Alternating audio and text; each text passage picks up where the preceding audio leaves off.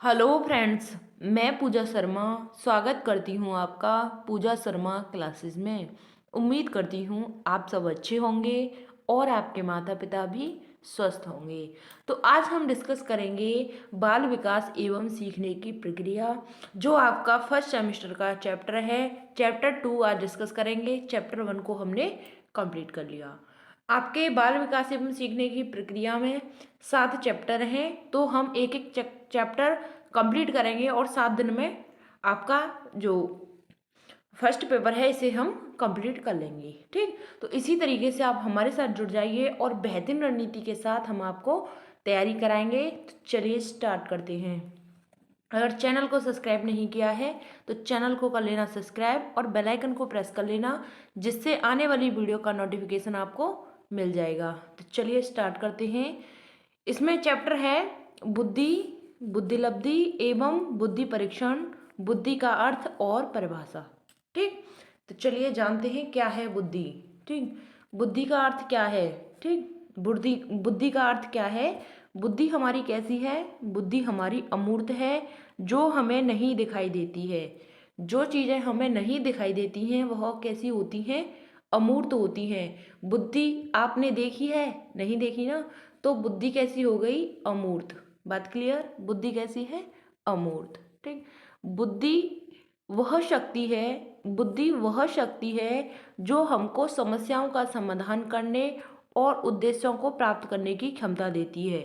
बुद्धि क्या है, हम अपनी बुद्धि से अपने दिमाग के लेवल पर हम समस्याओं का समाधान करते हैं, प्रॉब्लम सॉल्विंग करते हैं। ठीक, और अपने लक्ष्यों को प्राप्त करते हैं। जो हमारे उद्देश्य होते हैं उन्हें हम प्राप्त करते हैं किसके माध्यम से, बुद्धि के माध्यम से। लेकिन बुद्धि कैसी होती है, अमूर्त होती है, जो हमें नहीं दिखाई देती, लेकिन बुद्धि में ज्ञान का भंडार होता है। ठीक, बुद्धि अमूर्त चिंतन की योग्यता है। बुद्धि क्या है, अमूर्त चिंतन की योग्यता है। बुद्धि व्यक्ति के व्यवहार की परिचायक है। ठीक, हम व्यक्तियों से, लोगों से व्यवहार करते हैं तो किसके बेस पर करते हैं, बुद्धि के बेस पर करते हैं। तो बुद्धि व्यवहार की परिचायक है। ठीक, यहाँ तक बात क्लियर। दोबारा समझिए, बुद्धि वह शक्ति है जो हमको समस्याओं का समाधान करने और उद्देश्यों को प्राप्त करने की क्षमता देती है। बुद्धि अमूर्त चिंतन की योग्यता है। बात क्लियर, बुद्धि अमूर्त चिंतन की योग्यता है। अमूर्त मतलब हमें नहीं दिखाई देता। ठीक, बुद्धि हमें दिखाई नहीं देती है, हवा हमें दिखाई नहीं देती है, तो यह कैसी चीज़ें हैं, अमूर्त हैं। ठीक, बुद्धि व्यक्ति के व्यवहार की परिचायक है। ठीक, चलिए नेक्स्ट पॉइंट की बात करते हैं। बुद्धि अनुभव से लाभ उठाने की योग्यता है। बुद्धि क्या है, अपने अनुभव से लाभ उठाने की योग्यता है। बुद्धि समाज एवं वातावरण से सामंजस्य बैठाने की कला है। ठीक, बुद्धि क्या है, बुद्धि समाज और वातावरण से सामंजस्य बैठाने की कला है। बुद्धि समस्या समाधान करने की योग्यता है। बुद्धि से हम क्या करते हैं, समस्याओं का समाधान करते हैं। ठीक, बुद्धि बालक की सीखने की योग्यता है। ठीक, बुद्धि क्या है, बालक के सीखने की योग्यता है। ठीक, तो बुद्धि से आपका क्वेश्चन आएगा तो आपको लिख देना है, बुद्धि वह शक्ति है जो हमें समस्याओं का समाधान करने के और उद्देश्यों को प्राप्त करने की क्षमता देती है। बुद्धि अमूर्त है और व्यवहार की परिचायक है। यहाँ तक बात क्लियर। और बुद्धि अनुभव से लाभ उठाने की योग्यता है। समाज और वातावरण से सामंजस्य बैठाने की कला है। बुद्धि समस्या समाधान करने की योग्यता है। बुद्धि बालक की सीखने की योग्यता है। यहाँ तक आप लिख देंगे और थोड़ा बहुत कुछ बना के लिख देंगे तो आपको पूरे मार्क्स मिल जाएंगे। ठीक, चलिए यहाँ से क्वेश्चन आपका बनता है बुद्धि से। चलिए अब बात करते हैं बुद्धि के सिद्धांत की। बुद्धि के सिद्धांत की, बुद्धि का एक कारक सिद्धांत के विषय में बात करते हैं। बुद्धि के सिद्धांत हैं कई, उसमें हम फर्स्ट पर बात करते हैं एक कारक सिद्धांत की। तो इसके प्रतिपादक हैं, प्रतिपादक मतलब इसके जनक हैं टर्मन और स्टर्न। कौन है, बुद्धि के एक कारक सिद्धांत के टर्मन और स्टर्न। आपसे बहुविकल्पीय में भी पूछा जा सकता है कि एक कारक सिद्धांत के जनक कौन है, तो ऑप्शन में दे दिए जाएंगे। तो आपको लगा देना है टर्मन व स्टर्न। ठीक, दोनों में से कोई दे दिया जाएगा तो आपको एक को टिक कर देना है। ठीक, चलिए, बुद्धि एक इकाई जिससे बालक किसी भी कार्य में क्षमता प्राप्त कर सकता है। यानी कि बुद्धि एक इकाई है जिससे बालक किसी भी कार्य में अपनी दक्षता को प्राप्त कर सकता है। ठीक, चलिए अब बात करते हैं द्विकारक का सिद्धांत। ठीक, द्विकारक का सिद्धांत दिया था स्पीयरमैन ने। कौन ने दिया था? स्पीयरमैन ने। प्रथम कारक था सामान्य योग्यता और द्वितीय कारक क्या था? विशिष्ट योग्यता।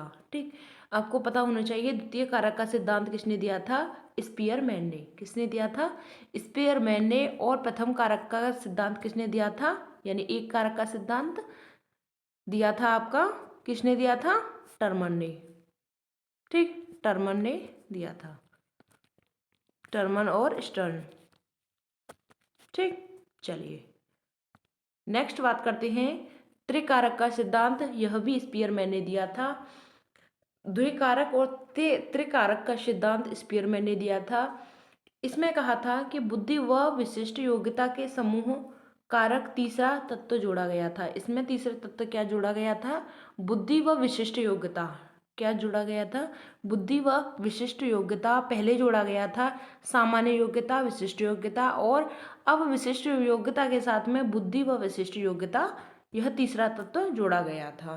ठीक, चलिए आपको यह जरूर पता होना चाहिए द्विकारक और त्रिकारक का सिद्धांत स्पीयरमैन ने दिया था। ठीक, चलिए अब बात करते हैं बहुकारक सिद्धांत की। बहुकारक सिद्धांत किसने दिया था? तो यह थार्नडाइक ने दिया था। बहुकारक यानी कि इन्होंने बुद्धि के अनेक तत्व बताए हैं। बुद्धि अनेक प्रकार के तत्वों का योग है। किसने कहा था? थार्नडाइक ने कहा था कि बुद्धि अनेक प्रकार के तत्वों का योग है। ठीक, चलिए नेक्स्ट बात करते हैं समूह कारक सिद्धांत। मोस्ट इंपोर्टेंट है। यह किसने दिया था? थर्स्टन ने दिया था। समूह कारक सिद्धांत थर्स्टन ने दिया था। बुद्धि सामूहिक योग्यता के अनेक समूहों का योग है। थर्स्टन का कहना था कि बुद्धि समूह योग्यता के अनेक समूहों का योग है। ठीक, यानी कि इन्होंने दिया था समूह कारक सिद्धांत थर्स्टन ने। ठीक, चलिए नेक्स्ट बात करते हैं त्रिआयामी सिद्धांत। त्रिआयामी सिद्धांत किसने दिया था? तो यह गिलफोर्ड ने दिया था। त्रिआयामी सिद्धांत बुद्धि संरचना का नया आयाम दिया था। त्रिआयामी सिद्धांत का मतलब है बुद्धि की संरचना का नया सिद्धांत या नया आयाम दिया था। ठीक, आपको यह जरूर पता होना चाहिए कि त्रिआयामी सिद्धांत दिया किसने था? तो गिलफोर्ड ने दिया था। किसने दिया था त्रिआयामी सिद्धांत? गिलफोर्ड ने दिया था। यहाँ तक बात क्लियर? चलिए नेक्स्ट बात करते हैं बुद्धि के प्रकार की। ठीक, बुद्धि के प्रकार हैं थार्नडाइक के अनुसार बुद्धि 3 प्रकार की बताई है। किसने? थार्नडाइक ने बुद्धि को 3 प्रकार बताया है। पहला है हमारा मूर्त, दूसरा है अमूर्त और तीसरा है सामाजिक। ठीक, मूर्त बुद्धि, अमूर्त बुद्धि और सामाजिक बुद्धि। चलिए इनके बारे में थोड़ा सा डिस्कस करते हैं कि मूर्त और अमूर्त होती क्या हैं। मूर्त बुद्धि वह होती है जो हमें दिखाई देती है। ठीक, जो हमें दिखाई देती है वह क्या कहलाती है? मूर्त बुद्धि।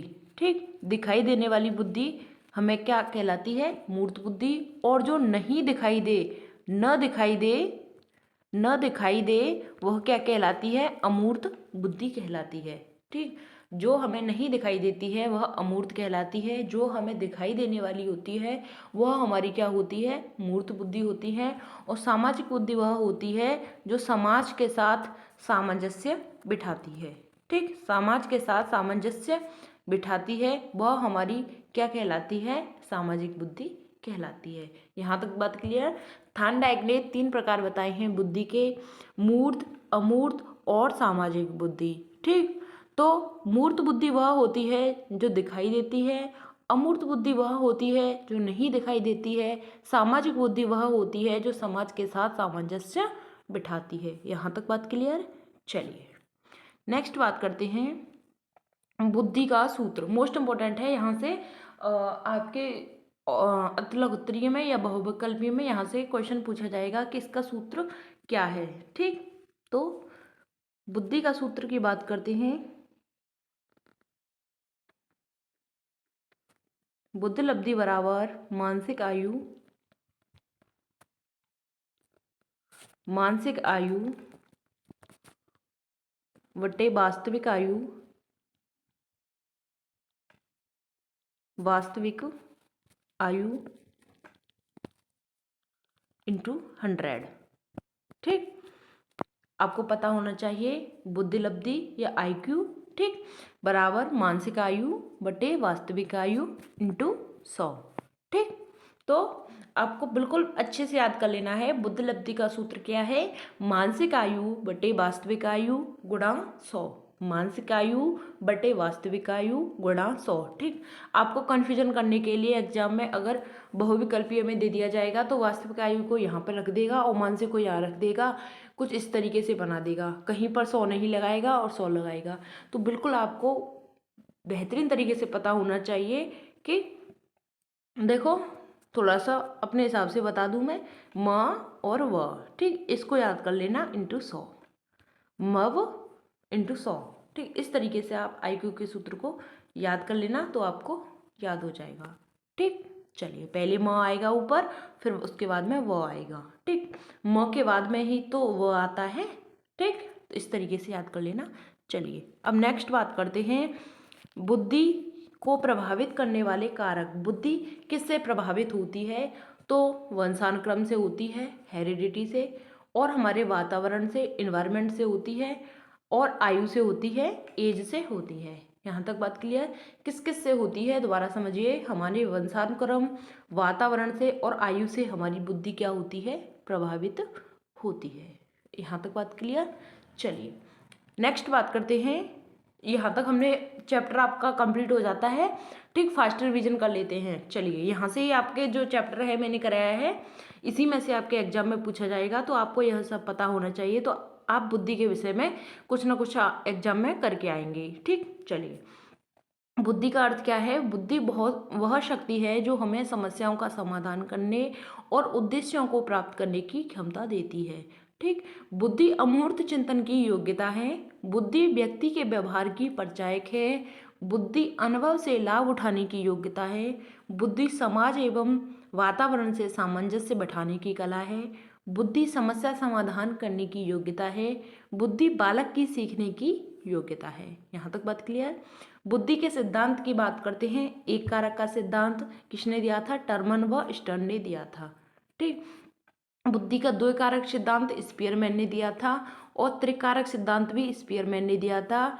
ठीक, बहुकारक का सिद्धांत थार्नडाइक ने दिया था। इन्होंने बुद्धि के अनेक तत्व बताए हैं। ठीक, समूह कारक का सिद्धांत थर्स्टन ने दिया था, और त्रिआयामी सिद्धांत किसने दिया था? गिलफोर्ड ने दिया था। त्रिआयामी सिद्धांत किसने दिया था? गिलफोर्ड ने दिया था। बुद्धि के प्रकार की बात करते हैं तो थार्नडाइक ने बुद्धि को 3 प्रकार बताए हैं।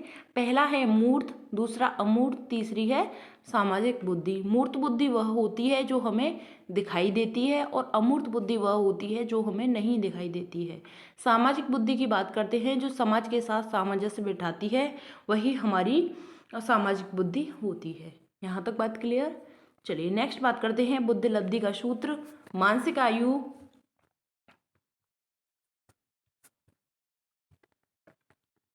मानसिक आयु मानसिक आयु बटे वास्तविक आयु